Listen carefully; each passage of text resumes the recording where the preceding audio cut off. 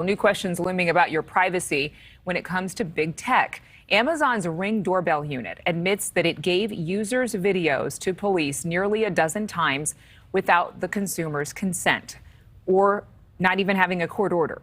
This came in a letter that Amazon sent to U.S. Senator Ed Markey after he questioned the video doorbell surveillance practices back in June.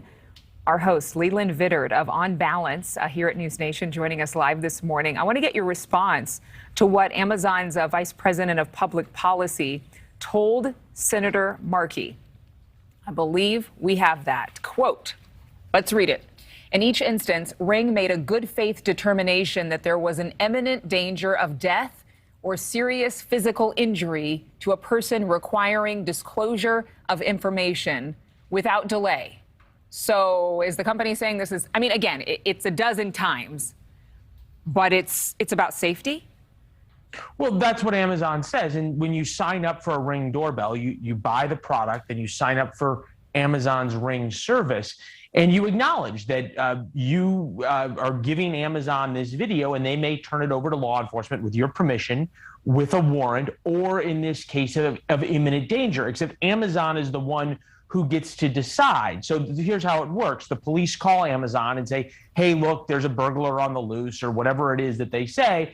And Amazon says either yes or no. We don't know how many times that they turned it down, and Amazon didn't say that, how often they turn police down. But there's absolutely nothing incentivizing Amazon to turn down police, because if something bad happens and Amazon gets the blowback publicly, they have no inherent interest in protecting your privacy and keeping your video private. The question then becomes the slippery slope, right? Is that now Amazon gets asked not necessarily for imminent danger, but for possible danger. Then next it comes that Amazon gets asked to turn on Ring doorbell's live feature and be able to look and use their artificial intelligence to see what cars are driving by your house, on and on and on and on.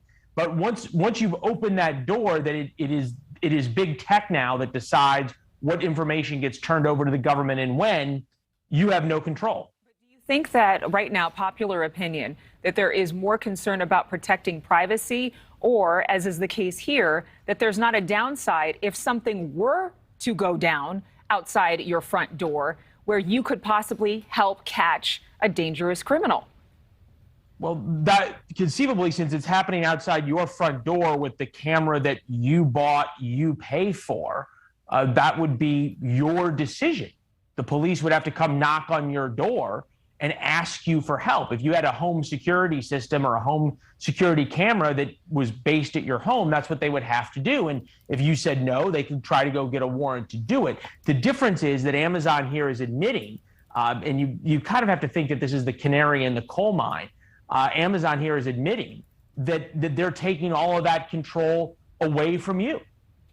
Well, that's one perspective. More than 2,100 law enforcement agencies, they can request data from the Amazon Neighbors program. It's up from 400 agencies just 3 years ago. So I guess, but the question is buyer beware. I mean, if it's in the fine print, that's one thing, though nobody reads the fine print. Or does Congress need to actually step in? Because privacy is a priority, especially in light of so many security leaks and even companies being tapped. I mean, let alone everyday folks who just want to make sure that they have a camera on their front door. Should the government step in on this? Well, and there have been a lot of cases where the government wasn't the one requesting the data. There have been cases where people faked being members of law enforcement, called these companies and said, hey, look, we need to have an emergency request for data. And the companies the big tech companies turned over personal data to criminals because they never bothered to check what the law enforcement was. You talked about government regulation. Sometimes that's the solution. Sometimes that's the problem. But we're getting to the point where the left and right, even the far ends of the left and right, are coming together on this horseshoe, if you will, of the political spectrum in America, and beginning to talk about meaningful regulation on big tech. And meaningfully requiring them to actually protect people's privacy. You have to always remember, and this is a great example of it, is that when you are using whatever it is, Facebook, Instagram, TikTok, or even a Ring doorbell in this case, you're not the customer, you're the product. And you are being sold by big tech to the advertisers, you, the user.